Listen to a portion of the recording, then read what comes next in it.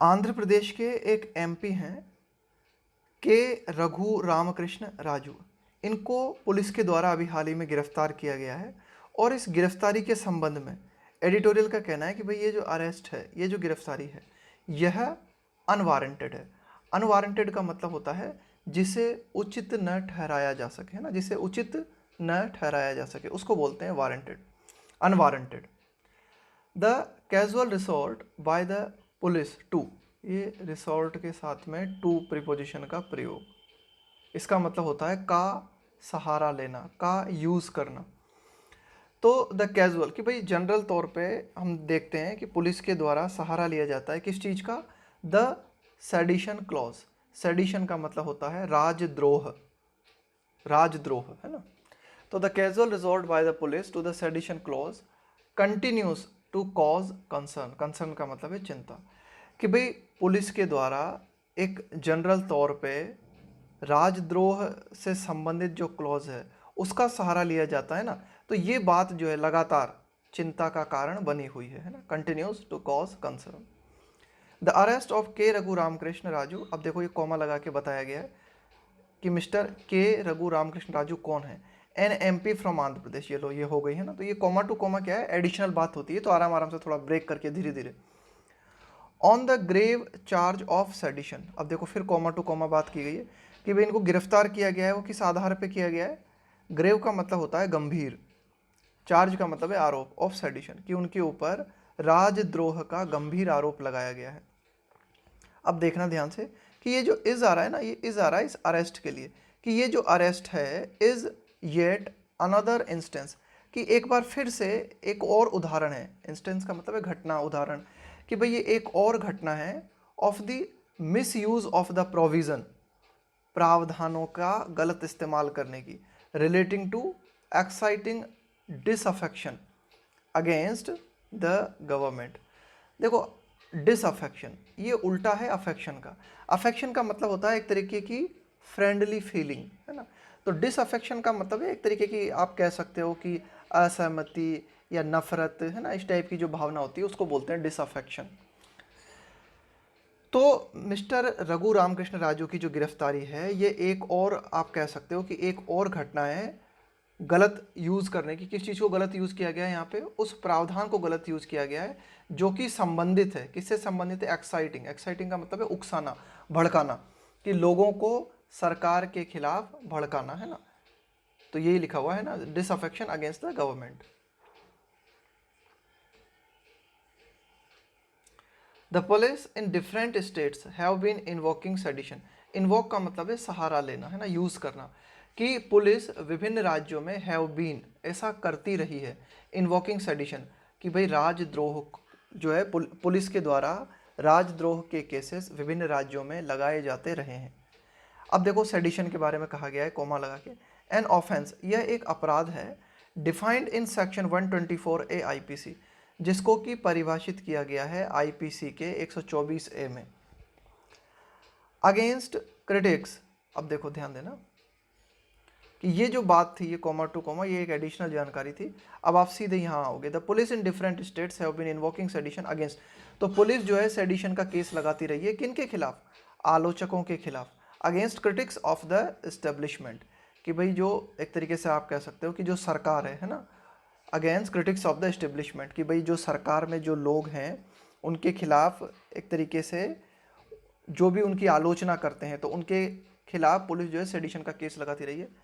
And prominent dissenters, against critics of the establishment, and prominent का मतलब होता है मुख्य, डिसेंटर, डिसेंटर का मतलब होता है विरोधी, मतभेद रखने वाला। तो सरकार के जो मुख्य विरोधी हैं या फिर सरकार के जो आलोचक हैं, इनके खिलाफ पुलिस सेडिशन का केस विभिन्न राज्यों में लगाती रही है। इट इज़ नॉट सरप्राइजिंग, ये कोई आश्चर्यजनक बात नहीं है, दैट मिस्टर राजू, कि मिस्टर राजू, अब फिर देखो ये कॉमा के माध्यम से एडिशनल जानकारी दी जा रही है यहाँ तक, है ना। अ वोकल डिट्रैक्टर, है ना, वोकल डिट्रैक्टर, डिट्रैक्टर का मतलब है यहाँ पे एक तरीके से आप कह सकते हो कि आलोचक। वोकल का मतलब है बिल्कुल मुखर आलोचक, है ना, वो मुखर आलोचक है ना, बिल्कुल ज़बरदस्त आलोचक। तो मिस्टर राजू जो हैं वह एक मुखर आलोचक हैं, किसके, of Andhra Pradesh chief minister Y S. Jaganmohan Reddy, कि मिस्टर राजू जो हैं वे आंध्र प्रदेश के chief minister Y S. Jaganmohan Reddy के मुखर आलोचक हैं। इज शॉर्ट, अब देखो इस तरह से कंफ्यूजन हो जाता है हमें ना। अब ये बात आप छोड़ो, ये यहाँ से और यहाँ तक ये कॉमा तक लिखी हुई है, इसका मतलब हमने समझ लिया। अब इसका मतलब ये, अब इसको इस तरह से पढ़ेंगे, it is not surprising that Mr Raju is sought to be prosecuted. कल भी बताया था मैंने आपको, ये सीख है ना, रोज आता है ये शब्द। सीख का मतलब होता है चाहना। इसकी सेकंड फॉर्म और थर्ड फॉर्म होती है सॉट और सॉट, है ना। तो ये कोई आश्चर्य की बात नहीं है कि मिस्टर राजू को चाहा गया है, it's sought to be prosecuted, है ना, कि भाई उन पे अभियोग लगाना चाहा गया है। It's sought to be prosecuted. Prosecute का मतलब होता है किसी पे अभियोग लगाना, है ना। तो एडिटोरियल यही बात कहना चाह रहा है यहाँ पे कॉमा टू कॉमा लगा के, कि भाई एक तरीके से आप कह सकते हो कि वो चीफ मिनिस्टर के आलोचक हैं, है ना। तो ये कारण भी हो सकता है, मतलब, है ना, कि ये कोई आश्चर्यजनक बात नहीं है कि उनके ऊपर जो है अभियोग लगाना चाहा गया है। हाउएवर, हालांकि his arrest is unwarranted. Unwarranted का मतलब है जिसे जायज न ठहराया जा सके। हालांकि उनकी गिरफ्तारी जो है वह अनवारंटेड है। क्यों है उनकी गिरफ्तारी, क्यों आप उनकी गिरफ्तारी को ठीक नहीं ठहरा सकते? इसलिए कंसीडरिंग, इन बातों को ध्यान में रखते हुए, कंसीडरिंग का मतलब है इस बात को ख्याल में रखते हुए, that he is being accused of, कि मिस्टर राजू जो हैं उनके ऊपर सिर्फ इस बात का आरोप लगाया जा रहा है। अक्यूज के साथ में ऑफ प्रीपोजिशन आता है ना, क्या इल्जाम, अक्यूज ऑफ का मतलब होता है आरोप, इल्जाम। ही इज बीइंग, ये पैसिव स्ट्रक्चर है ना, he is being accused of, कि उनके ऊपर आरोप लगाया जा रहा है ओनली स्पीच बेस्ड ऑफेंसेस, कि भाई जो उन्होंने बोला है ना उसके आधार पर उनके ऊपर आरोप लगाए जा रहे हैं ना। रिलेटिंग टू, भाई उन्होंने जो बोला है उसके आधार पे जो है उनके ऊपर आरोप तय किए जा रहे हैं, उसी के आधार पर उनके ऊपर सेडिशन का आरोप लगाया जा रहा है। रिलेटिंग टू, और उन्होंने जो बोला है वो संबंधित है हिज डायट्राइब। डायट्राइब का मतलब होता है कठोर भाषण, एक तरीके से निंदापूर्ण भाषण, उसको बोलते हैं diatribe, against his party leader and CM. तो मिस्टर राजू के ऊपर जो आरोप लगाए गए हैं ना, वे आरोप सिर्फ उनके, मतलब उन्होंने जो बोला है उस पर आधारित है।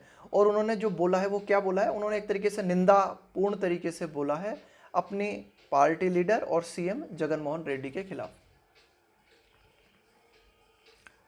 इट हैज प्रेडिक्टेबली, प्रेडिक्टेबल का मतलब होता है जिसके बारे में आप भविष्यवाणी कर सको, है ना, जिसके बारे में निश्चित रूप से आप कुछ कह सको, श्योर होके कुछ कह सको। It has predictably and not without justification invited. It has predictably and not without justification. Not without justification का मतलब है कि भाई आप इसके लिए कोई प्रमाण भी नहीं दे सकते, है ना, इसको आप जस्टिफाई भी नहीं कर सकते, इसको आप उचित भी नहीं ठहरा सकते, है ना।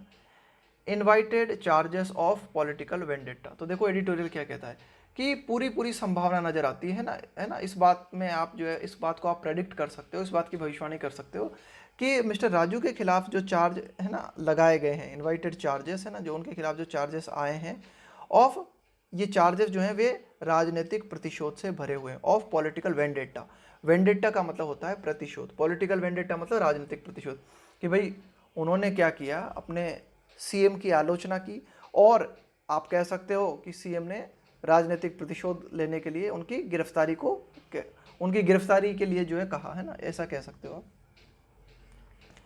इवन इफ, भले ही, वन वर टू, देखो ये कल भी आया था शायद, वर टू मैंने बताया था आपको, इस वर टू का प्रयोग करते हैं ना, ये क्या है कि कोई इमेजिनरी सिचुएशन होती है ना, उसको दिखाने के लिए हम इसका प्रयोग करते हैं वर टू, कि चलो हम ये मान भी लें, है ना, चलो ये कल्पना भी कर लें हम, इवन इफ, भले ही, one were to accept at face value, कि भाई चलो ठीक है, हम बिल्कुल जो कहा गया है बिल्कुल वैसा कि वैसा ही मान लें, मतलब, है ना, कि भाई पता नहीं बात क्या हो क्या ना हो, लेकिन हम मान लेते हैं भाई जो भी पुलिस ने किया है ना, कि भाई उनके खिलाफ सेडिशन के चार्ज लगाए गए वो बिल्कुल ठीक है ना, इनको एकदम ऐसा कि सही मान लें हम, है ना। If one were to accept at face value, कि भाई मान लो अगर किसी को इस बात को भी स्वीकारना पड़े कि भाई जो कुछ पुलिस के द्वारा किया गया है वो बिल्कुल ठीक किया गया है, उनके खिलाफ जो सेडिशन के चार्ज लगाए गए हैं वो बिल्कुल ठीक लगाए गए। द प्रोसिक्यूशंस क्लेम, प्रोसिक्यूशन का मतलब है यहाँ पे अभियोग लगाने वाले, तो अभियोग लगाने वाले जो हैं उनका जो दावा है, दैट हिज स्पीचेस स्टॉक का मतलब है यहाँ पे एनकरेज करना, प्रोत्साहित करना, कि भाई अभियोग लगाने वाले जो हैं यानी कि पुलिस जो है उसका क्या दावा है, उसका दावा है कि भाई मिस्टर राजू के द्वारा जो भाषण दिए गए उन्होंने इस बात को प्रेरित किया, किस बात को प्रेरित किया? Hatred against communities.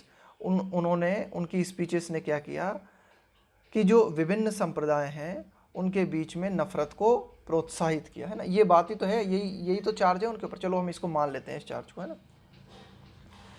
ये देखो थोड़ा सा और एडिशनल जानकारी दी गई है ना।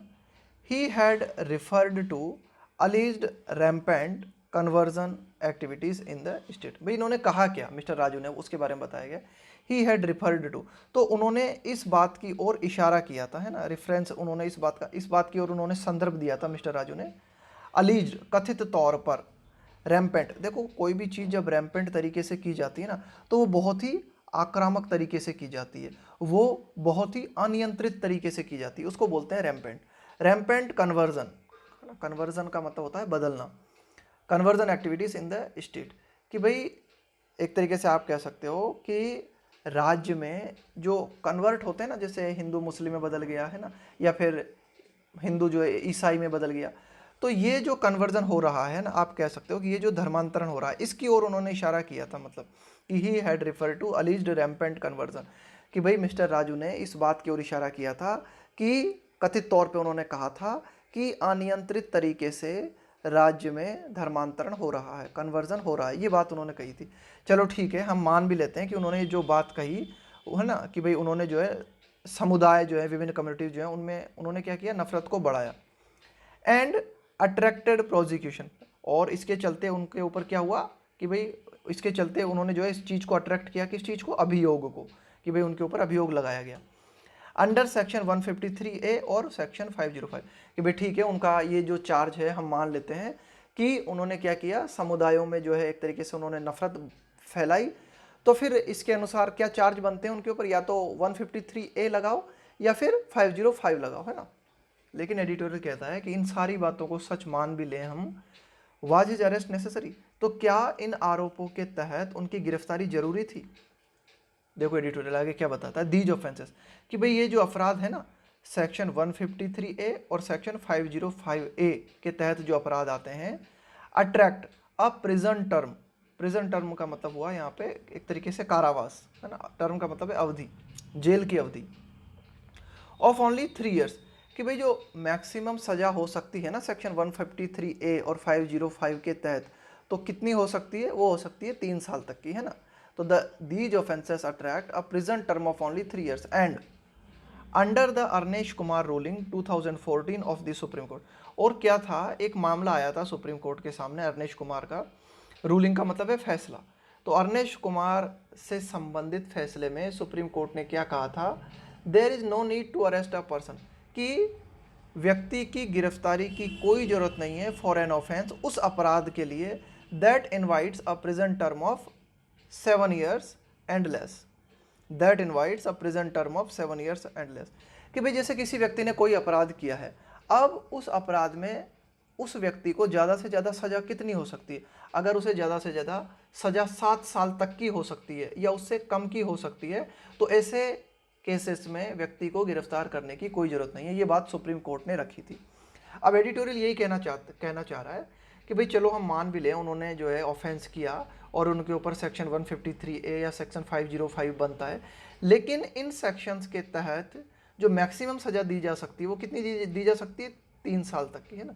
तो इसीलिए कहता है कि भाई जब इन अपराधों के तहत या इन सेक्शंस का प्रयोग करते हुए सिर्फ 3 साल तक की सज़ा दी जा सकती है, तो फिर पुलिस ने उन्हें गिरफ्तार क्यों किया, क्योंकि सुप्रीम कोर्ट ने अर्नेश कुमार फैसले में ये बात कही थी, क्या बात कही थी, कि किसी भी व्यक्ति को गिरफ्तार करने की कोई ज़रूरत नहीं है अगर उसकी सज़ा जो है ना 7 साल या उससे कम तक की है। मतलब उसने अगर ऐसा कोई अपराध किया है जिसमें सज़ा 7 साल की या उससे कम की होती है, तो ऐसे मामलों में गिरफ्तारी की कोई ज़रूरत नहीं है। फर्दर का मतलब है और ऐड कर लो आप, है ना, इन एडिशन टू, है ना, कि भाई और आप बोलते बोलते और कुछ बात अपनी जोड़ना चाहते हो ना, उसको बोलते हैं फर्दर। इवन सेडिशन, यहाँ तक कि जो राजद्रोह है, which allows a maximum sentence of life imprisonment, है ना, कि भाई ये जो राजद्रोह है इसके तहत व्यक्ति को क्या है, आजीवन कारावास की सजा हो सकती है ना। Which allows a maximum sentence, है ना, ज़्यादा से ज़्यादा जो सजा, सेंटेंस का मतलब है यहाँ पे सजा, ऑफ लाइफ इम्प्रिजनमेंट, तो इसके तहत जो है आजीवन कारावास की सजा हो सकती है। Also prescribe an alternative jail term of 3 years, लेकिन साथ ही साथ सेडिशन के मामले में प्रेस्क्राइब का मतलब एक तरीके से निर्धारित करना, अल्टरनेटिव वैकल्पिक, लेकिन साथ ही साथ इस सेडिशन के मामले में एक वैकल्पिक व्यवस्था भी निर्धारित है। वो क्या कि भाई आपको इसके तहत 3 साल की जेल हो सकती है, जेल टर्म ऑफ 3 ईयर्स। तो ये भी वैकल्पिक व्यवस्था है कि भाई सेडिशन का भी अगर आपके ऊपर पूरी तरीके से आरोप तय हो जाता है तो उसमें मैक्सिमम सजा हो सकती है आपको लाइफ इंप्रिजनमेंट की, लेकिन वहां पर एक वैकल्पिक व्यवस्था भी है, उसके तहत आपको जेल टर्म हो सकती है, कैद हो सकती है आपको 3 साल की। Mister Raju has alleged ill treatment while in CID custody. कि इल ट्रीटमेंट का मतलब एक तरीके से ठीक से बर्ताव न करना, वाइल इन सीआईडी कस्टडी, कि सीआईडी कस्टडी के दौरान मिस्टर राजू का कहना है कि उनके साथ गलत बर्ताव किया गया। The supreme court has directed, supreme court ने यह निर्देश दिया है that he B examined at the army hospital in Secunderabad in neighbouring Telangana. कि भाई आंध्र प्रदेश के पड़ोस में जो तेलंगाना है वहाँ पर सिकंदराबाद में जो आर्मी हॉस्पिटल है वहाँ पे मिस्टर राजू का परीक्षण किया जाए, ऐसे निर्देश सुप्रीम कोर्ट ने दिए हैं। हिज बेल पेटिशन, कि भाई एक तरीके से उनकी जो जमानत याचिका है, बेल जमानत पेटिशन याचिका, इज लाइकली का मतलब है संभावना है, to be taken up later this week, मतलब इस बात की संभावना है कि उनकी जमानत याचिका जो है इस सप्ताह के अंत में जो है ली जाएगी, मतलब उनकी जमानत याचिका इस सप्ताह के अंत में सुनी जाएगी, देखी जाएगी। इट इज़ अनएडिफाइंग का मतलब होता है अप्रिय, है ना, अनएडिफाइंग का मतलब होता है अप्रिय, है ना, बहुत इंपॉर्टेंट है ये, है ना, आता रहता है सिनोनिम और एंटोनिम में। टू नोट दैट, इस बात को मतलब नोट करना, इस बात को देखना बड़ा ही अप्रिय है। That the CID has also named in the FIR, कि भाई सीआईडी ने जो एफआईआर रजिस्टर की है उस एफआईआर में सीआईडी ने क्या किया है, 2 टेलीविज़न चैनल्स हैं उनके नाम भी नोट किए हैं सीआईडी ने अपनी एफआईआर में। 2 television channels to which he gave interview, कि 2 टेलीविज़न चैनल्स, जिन टेलीविज़न चैनल्स को मिस्टर राजू ने इंटरव्यू दिया उन टेलीविज़न चैनल्स का नाम भी सीआईडी ने अपनी एफआईआर में नोट किया है। तो यह बात अप्रिय है। While the legal process will take its course, कि भाई जो कानूनी प्रक्रिया है ना, उसमें जो समय लगता है वो तो लगेगा, है ना। टेक वंस कोर्स का मतलब है कि भाई ये जो मार्ग निर्धारित है, जो टाइम लगता है वो तो लगेगा ही लगेगा, ठीक है, कि भाई कानूनी प्रक्रिया तो होगी, वो होती रहेगी, है ना। It is once again time for a reflection, एक बार फिर से समय है कि हम इस बात को देखें, है ना, फॉर अ रिफ्लेक्शन। रिफ्लेक्शन का मतलब होता है इस बात पे पुनः विचार करना, इस बात को पुनः देखना, है ना। तो किस बात पे हम पुनः विचार करें, किस बात को हम फिर से देखें। On the need and relevance of the offence of sedition, कि भाई क्या वास्तव में सेडिशन से जुड़े हुए जो भी नियम कानून हैं उनकी हमें ज़रूरत है। द नीड एंड रेलेवेंस का मतलब है प्रासंगिकता, of the offence of sedition, कि भाई जो सेडिशन का जो अपराध है तो इससे जुड़े हुए जो नियम कानून हैं, क्या आज भी सेडिशन की प्रासंगिकता है, इस बात पे विचार करना जरूरी है। A colonial era provision, a colonial era, भाई ये जो सेडिशन है ना, यह उपनिवेश का जो टाइम था, इरा का मतलब होता है युग, कि उपनिवेश का जो युग था उस समय का प्रावधान है ये सेडिशन, अंग्रेजों ने बनाया था ये। A colonial era provision used to imprison, और इसका प्रयोग किस लिए किया जाता था, यूज्ड टू इम्प्रिजन, कैद में डालने के लिए, people for political writings in support of Indian independence, कि भाई इंडियन इंडिपेंडेंस, कि भाई भारतीय, जो आप कह सकते हो कि भारत की स्वतंत्रता के सपोर्ट में जो भी लोग लिखते थे, है ना, जो भी राइटिंग्स होती थी, है ना, पॉलिटिकल राइटिंग्स, कि भाई जो भी राजनीतिक लेख भारत की स्वतंत्रता के सपोर्ट में लिखे जाते थे, उन लोगों को कैद में डालने के लिए इस सेडिशन के प्रावधानों का प्रयोग किया जाता था। कुल मिला के आप ये कह सकते हो कि ये जो कानून है ना, एक तरीके से अंग्रेजों ने भारतीयों के खिलाफ बनाया था। To remain on the statute book, तो एडिटोरियल कहता है कि भाई ये वक्त है कि, अब ध्यान देना इसे, कि ये यहाँ से लेके और यहाँ तक क्या हुआ, एडिशनल जानकारी दी हमें कोमा टू कोमा तक। अब इसको अगर हम दोबारा पढ़ेंगे ना, तो इसको हम इस तरह से पढ़ेंगे कि भाई it is once again time, कि भाई एक बार फिर से हमारे लिए टाइम है कि हम इस बात पे विचार करें कि क्या इस सेडिशन की ज़रूरत है, क्या सेडिशन आज भी प्रासंगिक है, of the offence of sedition, है ना, of the offence of the sedition, to remain on the statute book, कि भाई हमारी कानूनी बुक में ये जो सेडिशन है ये बना रहे, है ना। तो क्या इसकी प्रासंगिकता है, क्या इसकी ज़रूरत है, इस पर एक बार विचार किया जाना चाहिए।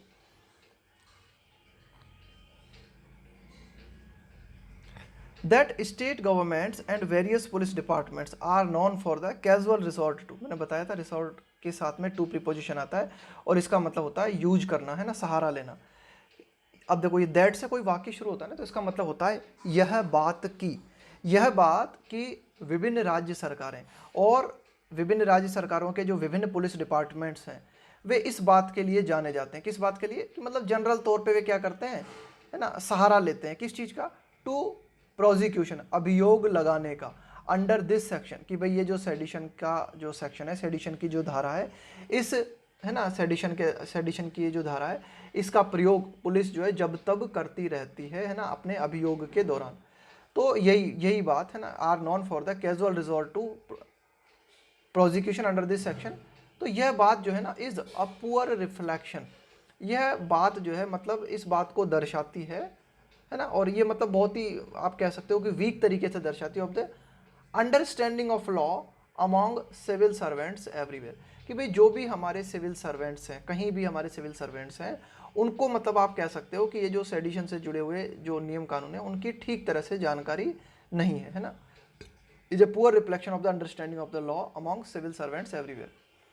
It is now fairly well known, अब यह बात बिल्कुल साफ तरीके से स्पष्ट है, that the section is attracted only if there is an imminent threat to public order, कि देखो ये जो सेडिशन का जो सेक्शन है ना, सेडिशन का जो उपबंध है, इसको प्रयोग में किया जाता है, इज अट्रैक्टेड है ना, इसका प्रयोग में लिया जाता है ओनली, कब, सिर्फ तब, इमिनेंट, इमिनेंट का मतलब है जब बिल्कुल लगता है हमें, आई गया, बिल्कुल इम्पेंडिंग है ना, बिल्कुल तुरंत घटित होने वाला है, उसको बोलते हैं इमिनेंट। इमिनेंट थ्रेट का मतलब है खतरा, कि भाई तुरंत घटित होने वाला खतरा अगर हमें लगता है कि भाई जो हमारा पब्लिक ऑर्डर है, कि भाई जो सामान्य कानून व्यवस्था है ना, अगर हमें लगता है कि उस सामान्य कानून व्यवस्था को मतलब एकदम तत्काल खतरा पैदा हो गया है, तभी हम सेडिशन का प्रयोग कर सकते हैं। या फिर और देयर इज एक्चुअल इंसाइटमेंट, या फिर हमें वास्तव में, इंसाइट का मतलब क्या होता है, इंसाइट का मतलब होता है भड़काना, उकसाना, टू वायलेंस, या फिर हमें ये बात नजर आए कि हाँ वास्तव में जो है हिंसा के लिए लोगों को भड़काया गया, तब आप जो है इसका वास्तव में प्रयोग कर सकते हो। इंग्रेडिएंट्स, अब ये कुछ ऐसी बातें हैं जैसे कि हमने बात की इंसाइटमेंट टू वायलेंस है ना, या फिर imminent threat to public order, ये कुछ ऐसे घटक हैं that are invariably absent in most cases, जो कि ज़्यादातर जो केसेस हैं उनमें आप कह सकते हो कि बिना किसी अपवाद के, आर इनवेरिएबली, इनवेरिएबली का मतलब है बिना किसी अपवाद के, ज़्यादातर जो केस होते हैं उनमें ये घटक हमें देखने को नहीं मिलते। कौन से घटक हमें देखने को नहीं मिलते, कि जहाँ सेडिशन का केस लगाया जाता है वहाँ न तो हमें इस तरह की संभावना नज़र आती है कि भाई पब्लिक ऑर्डर को जो है इमिनेंट थ्रेट है, या फिर इस बात का कोई हमें प्रमाण नज़र आता है कि एक्चुअल इंसाइटमेंट है ना, एक तरीके से। इन एडिशन, इसके अलावा, इट रिमेन्स वैगली, इन एडिशन इसके अतिरिक्त, इट रिमेन्स वैगली, वैग का मतलब होता है अस्पष्ट, है ना, वैग का मतलब होता है अस्पष्ट, unclear. It remains vaguely and too broadly defined, too broadly मतलब बहुत ही विस्तृत तरीके से इस चीज़ को डिफाइन किया गया है, द टर्म डिसअफेक्शन। देखो क्या होता है कानून में, यही तो बातें होती हैं, कोई शब्द लिख दिया, अब इस शब्द का मतलब क्या है ना, जैसे भाई जैसे मैं कहूँ कि आपके और मेरे बीच में क्या है, मनमुटाव है, तो ये मनमुटाव किस सीमा तक है, भाई मनमुटाव का मतलब क्या है, कि भाई जैसे मैं आपसे नहीं बोलता तो मनमुटाव है, या फिर मैं आपसे मतलब मारपीट भी कर चुका हूँ, मतलब क्या है, एक तरीके जैसे डिसअफेक्शन बोला। अब इस डिसअफेक्शन का मतलब क्या होता है, मैंने आपको बताया ये अफेक्शन का उल्टा है। अफेक्शन का मतलब होता है किसी के प्रति लगाव होना, किसी के प्रति फ्रेंडली फीलिंग होना, उसका उल्टा है डिसअफेक्शन। तो डिसअफेक्शन का प्रयोग करके आप क्या करते हो, सेडिशन चार्ज को लगा देते हो। तो इस डिसअफेक्शन को आप क्या मानते हो, मतलब किस हद तक इस डिसअफेक्शन को परिभाषित करते हो। तो यही कहना चाह रहा है एडिटोरियल कि भाई इन एडिशन इट रिमेन्स वैगली, कि भाई अस्पष्ट तरीके से और बहुत ही विस्तृत तरीके से इस डिसअफेक्शन को डिफाइन किया गया है। डिसअफेक्शन इज सेट, डिसअफेक्शन के बारे में कहा जाता है टू इंक्लूड, इस डिसअफेक्शन में शामिल किया गया है डिसलॉयलिटी एंड फीलिंग्स ऑफ एनिमिटी, कि भाई डिसअफेक्शन के संदर्भ में क्या कहा गया है, डिसअफेक्शन के बारे में कहा गया है, ये प्रावधान है कि भाई शत्रुता की भावना, फीलिंग्स ऑफ एनिमिटी, या फिर डिसलॉयल्टी, लॉयल्टी का मतलब होता है वफादारी, वफादारी का उल्टा है ना, या फिर वफादारी का अभाव होना, इनको हमने डिसअफेक्शन माना है और इस आधार पे हम सेडिशन लगा देते हैं। तो यही एडिटोरियल कहना चाह रहा है कि डिसअफेक्शन को हमने बहुत ही व्यापक तरीके से परिभाषित किया हुआ है ना, इसको बिल्कुल स्पेसिफिक तरीके से परिभाषित करना जरूरी है। वारंटिंग अ टोटल, वारंटिंग का मतलब है इस बात को उचित ठहराते हुए, है ना। वारंट का मतलब होता है किसी बात को उचित ठहराना, तो इस बात को उचित ठहराते हुए। अ टोटल रिकंसिडरेशन, रिकंसिडर करने का मतलब होता है किसी बात पे पुनः विचार करना, है ना।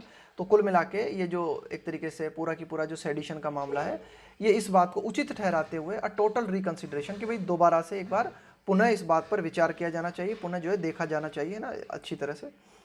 रिसेंटली, अभी हाल ही में हमने क्या देखा, the supreme court decided, supreme court ने जो है डिसाइड किया to revisit the constitutionality of this section, कि सेडिशन से जुड़ा हुआ जो सेक्शन है इसकी संवैधानिकता को जांचा जाए, है ना। सुप्रीम कोर्ट ने तय किया कि भाई ये संवैधानिक रूप से कितना उचित है और कितना अनुचित है, इसे जांचने का जो है डिसाइड, इसे जांचने का निर्णय जो है सुप्रीम कोर्ट ने किया।